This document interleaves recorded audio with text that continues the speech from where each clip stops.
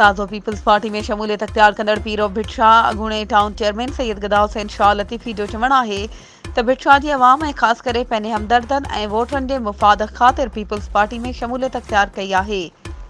सियासी सोच रखंदड़ वर्कर आहियूं। मखदूम जमील ज़मा दरगाह मखदूम सरवरे नूह जो गादी नशीन ऐं पाड़े जो आहे। मखदूम ख़ानदान जी आछ ते पार्टी में शामिल थिया आहियूं।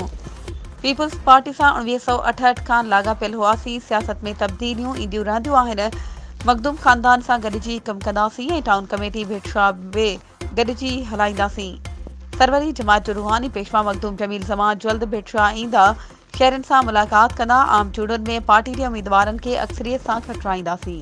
वधीक ख़बरुनि ऐं अपडेट्स जे लाइ असांजे चैनल खे सब्सक्राइब कयो ऐं हा बेल आइकन खे प्रेस करणु न विसारिजो त जीअं असांजी हर नई अचण वारी वीडियो तव्हां ताईं पहुची